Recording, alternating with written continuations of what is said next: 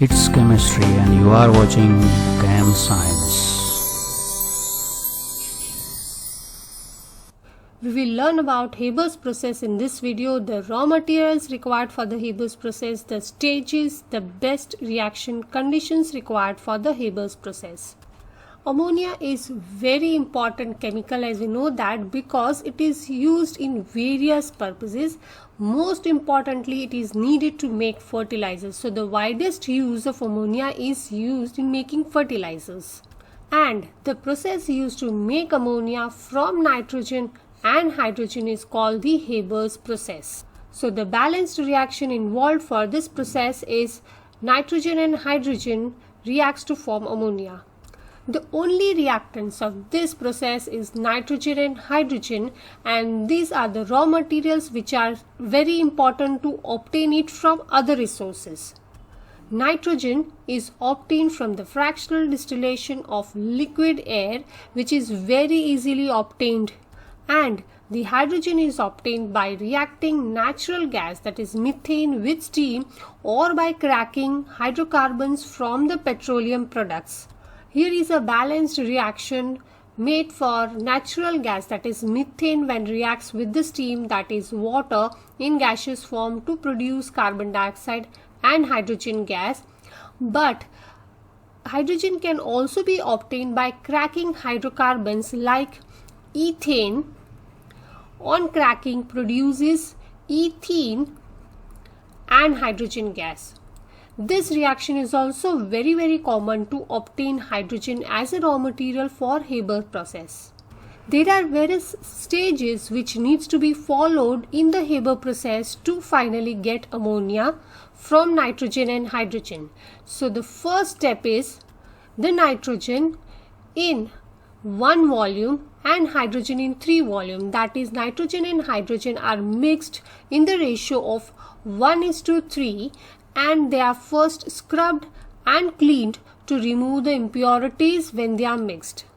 In the next stage, these two gases which are mixed are compressed till the pressure reaches 200 atmospheres, and this compressed gas flows to a converter which contains the round trays of hot iron at 450 degrees Celsius. Now hot iron is required as a catalyst, and we require 450 degrees Celsius the temperature, the best temperature for this Haber process. So these trays are maintained at this temperature for the reaction to go smoothly. But the mixture of gases which leaves this container contains only 50% of the ammonia, which is very less. So we need to increase the yield of ammonia from this mixture, and in the next stage the mixture is cooled until the ammonia condenses to a liquid form.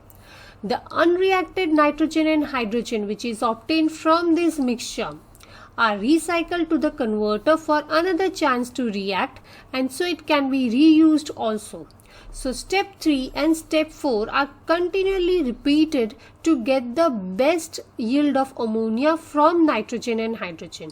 Then the ammonia which is obtained in the liquid form is run into the tanks, stored as a liquid under the pressure, and pressure is required so that the ammonia is maintained in the liquid form, otherwise it is very volatile and changes to the gas at room temperature.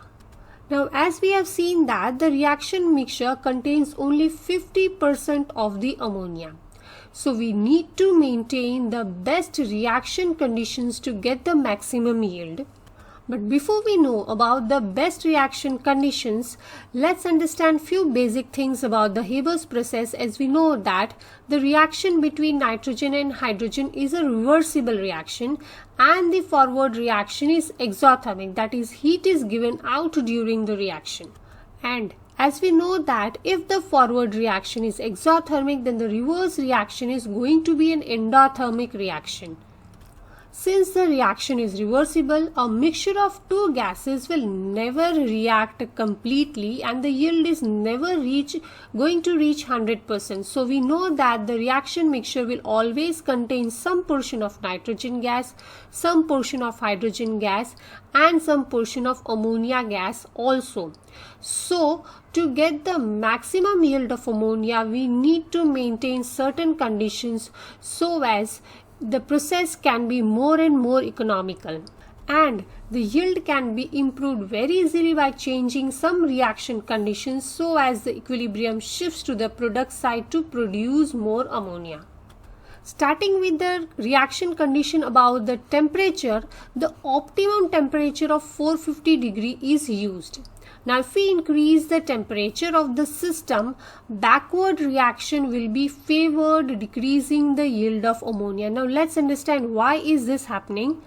As we have already seen that the forward reaction is exothermic, and in equilibrium reactions such as in Haber's process, the forward reaction being exothermic, increasing the temperature of this system is always going to favor the endothermic side. Now this we have seen already in the earlier video also, that for any reversible reaction, any equilibrium reaction, if the temperature is increased, the equilibrium is going to favor the endothermic side. Now in this reaction, endothermic side is the reverse process, that is the formation of nitrogen, and hydrogen will be favored, decreasing the yield of ammonia. So we can say that the low temperature is going to favor the yield of ammonia, that is the low temperature is going to make more and more ammonia, but lowering the temperature will increase the yield of ammonia, but the rate of reaction will be too low, which is uneconomical. Means we can say that the reaction will become very slow. Now if the reaction goes slow, the production of ammonia will increase, but the rate will make the process uneconomical. So an optimum temperature of about 450 degrees used, which is not very high nor very low. The next condition should be maintained about the pressure. Increasing the yield of ammonia, we need high pressure. We need to increase the pressure, as high pressure of 200 atmosphere is used. The high pressure favors the side with fewer molecules, and in this side, the product side, that is the ammonia, have less number of molecules. As we can see in the balanced reaction that 1 mole of ammonia reacts with the 3 moles of hydrogen, in all giving 4 moles of total reactant side. And on the ammonia side, we can see that the 2 moles of ammonia are produced. So we can say that the less number of molecules are present on the product side, and high pressure favors the fewer molecules, that is the ammonia side. So in this reaction, high pressure is used, but we limit our high pressure to 200 atmospheric pressure, because till this pressure the reaction becomes economical. The two factors that affects the reversible reaction are temperature and pressure, which we have already seen and decided that what temperature and pressure are required for this process. And the next factor that affects the equilibrium reactions is the concentration. Now how can we favor the concentration to get the maximum yield? Now as ammonia has lower boiling point compared to nitrogen and hydrogen, it can be easily condensed out. As ammonia will easily liquefy, we can remove it out very frequently from the reaction mixture. Now this is going to decrease the concentration of ammonia in the reaction mixture in the system. So equilibrium is going to move to the right hand side, that is the product side, to produce more and more ammonia, as the concentration of ammonia is decreased on a regular base by condensing it out. Now the only factor which is left is the catalyst. Now finely powdered iron metal is used in a catalyst in this reaction, but we need to understand that iron just increases the rate of reaction.